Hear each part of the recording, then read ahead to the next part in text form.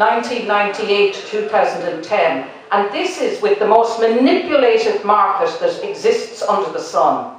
Every day, JP Morgan and 2 or 3 other banks go into the market and they push the price of gold and silver down as hard as they can push it to maintain the value of the dollar, because once people start running, and the euro for that matter, once people start running out of paper money, the only place for them to go is either land. Ireland we have our own gold, that's our farms and our land.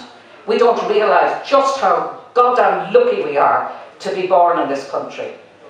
But after land, then you're looking at gold, right?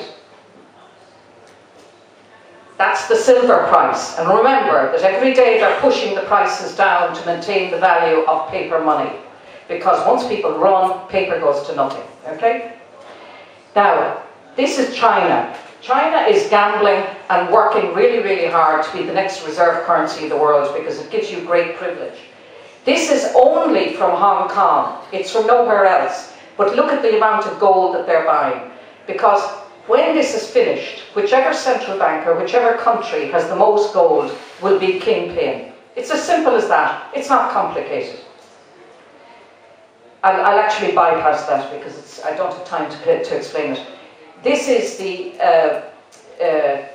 rate of return from the year 2001 to 2010 of gold over those 10 years, okay? And the stock market pretty well has gone flat straight across. If you put money in 10 years ago, you're pretty well about where you started if you're lucky 10 years ago. Now, I'm going to show you this, and I'm actually going to pull it out because I need to talk about it seriously. Right.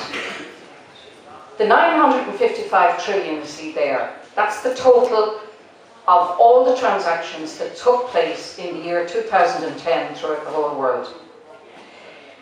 The 63 at the bottom is the total of all goods and services transacted for that total year. The 87 billion is the amount of shares and bonds that were traded in that year. And the 601, that was at December 2010. In June 2011, that had gone up to 707 trillion. And because of the depression, the 955 has gone down to about 850. That's a guess, but it's a reasonably accurate guess. Now, when I say all of this has nothing to do with debt at all, I'm going to try and explain this. That 601 is gambling. Gambling by Wall Street and gambling by the 1%, as they call them. Now, you see the bottom line going across on the very end. There's some insurance. What it is insurance on risk, okay? The green line at the very end, say Ryanair for instance, if they would take out insurance on petrol not going up too much because they forward sold the seats on their aircraft and they need assurances that the price isn't going to go up too much.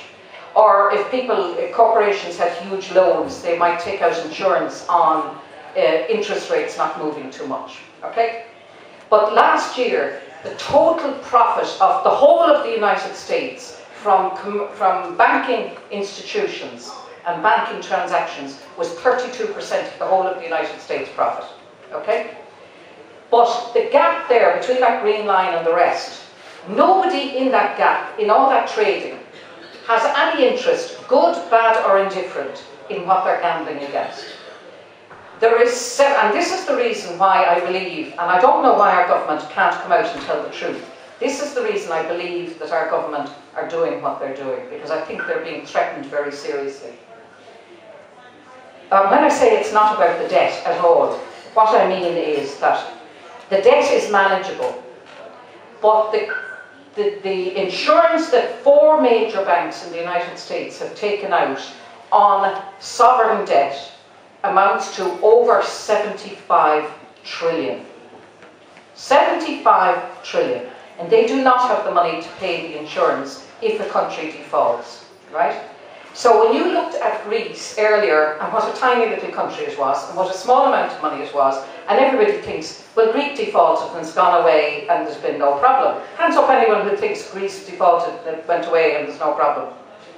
Well, it's bringing down the banking system, except they're trying desperately to keep it hidden. Because those 4 banks, and I'll tell you exactly who they are, because I have a list here somewhere, if I can find it, but I know it off by heart. Because JP Morgan have 50 trillion, Goldman Sachs have about 50 trillion, Bank of America and Citibank. Now, I'll confirm that, but basically that's it. So if our government default on this, they went in the middle of the night and took a dying man into an office in the middle of the night with the Attorney General and that man Houlihan that runs the central bank, who should be first lined up to the guillotine, and force them to do this bailout. It had nothing to do with saving Europe or saving Ireland or anyone else. It only had to do with saving the 4 major US banks. And that's why the United States has pumped 1 trillion into the ECB in the last 12 months. Not because they're good neighbours, but because they're desperately trying to stop the countries from collapsing because they'll have to pay out, right? So basically what you have is they're pumping money in, and it's not working, right? So they're all grabbing their gold. Well, now this is my proposal to you, all right?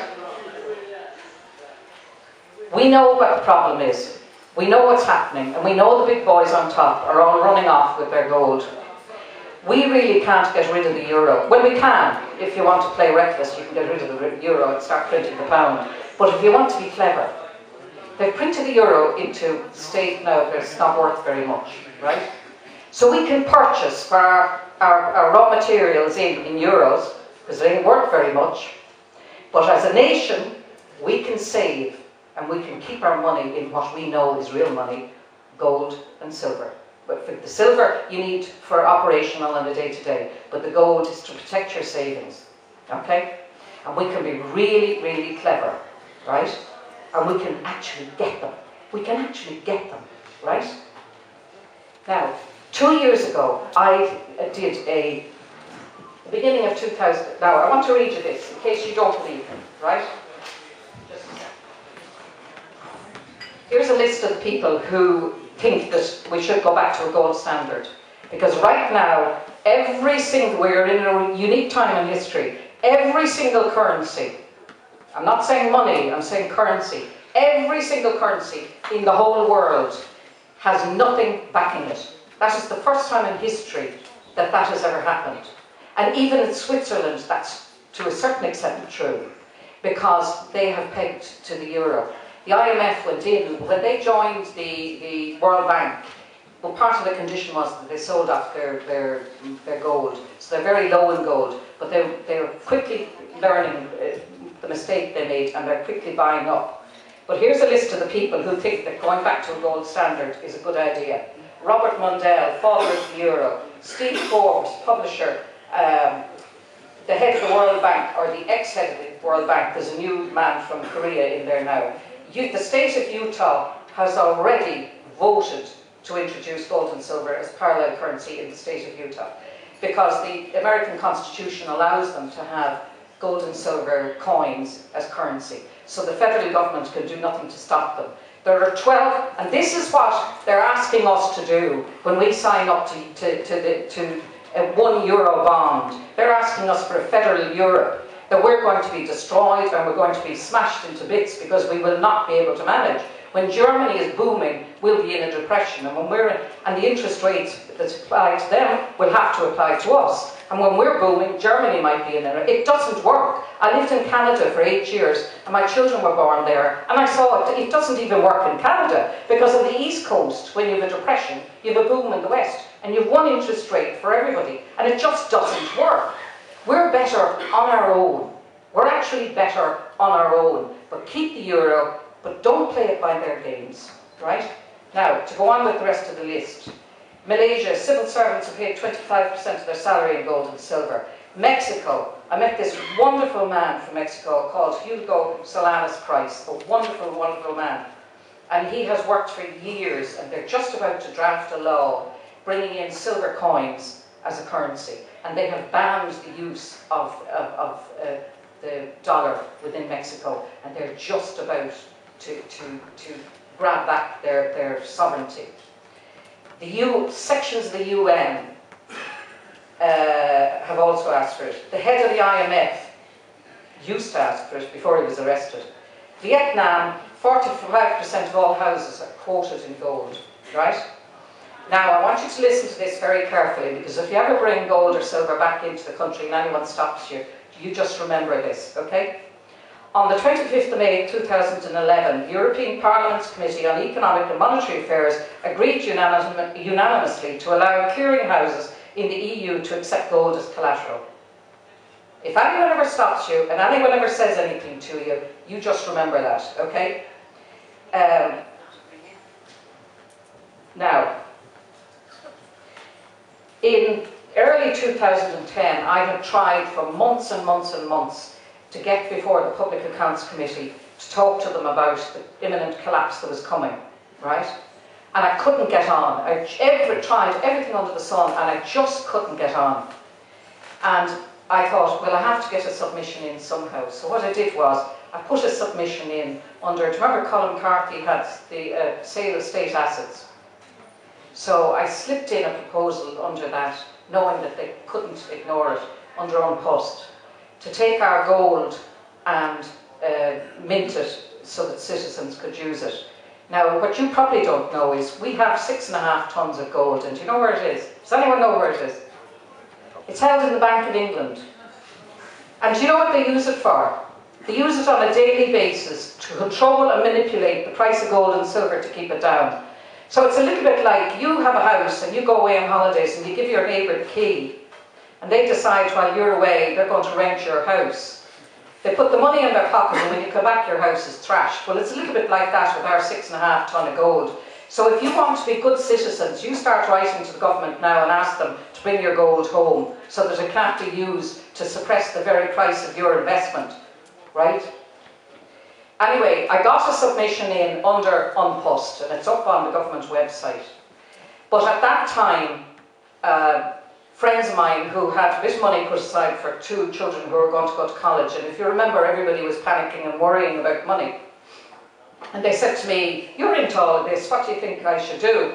And I said, "You go and get yourself some gold and put it aside, and in 2 years' time when the kids are going to college, you won't have lost anything. I can't guarantee you'll have made something, but you won't have lost anything." And the other day I checked with them, and it was 16,900.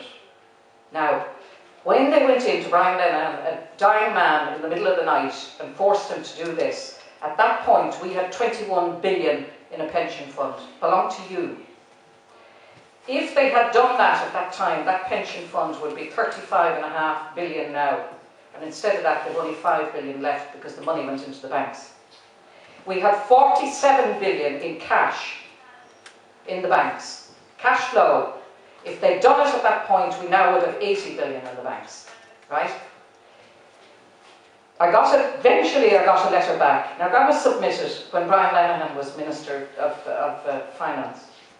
And I played them and played them and played them, and I played Michael Noonan. And eventually, I played them by email, but interestingly enough, I got a letter back addressed to my house from Brian, right? So it's not recorded on the system, interestingly enough, right? Now, I won't read it all out to you, but basically he says, the ECB has a very strong mandate in maintaining the euro inflation rate. It has delivered on this mandate very effectively since the introduction of the euro, and even if it were legal, it would send out a very bad signal if we were to introduce a parallel currency, right? Well, that letter was dated in September 2011, where he's saying, even if it were legal, right? But in the European Parliament, in May 2011, 6 months, is that 6 months? Almost 6 months beforehand, it had been voted on in Europe to make it legal, right? And as for inflation, well, you saw it on the petrol tanks. And your flour and your bread and everything else is going to go through the roof. So my suggestion is to you, as free, we the people, direct democracy, is consider your position, but multinationals would be very frightened if we abandoned the euro. So we keep it, and we let whoever wants to use the euro be sucker enough to use it. But we'll know better. We keep the land and the gold. Thank you.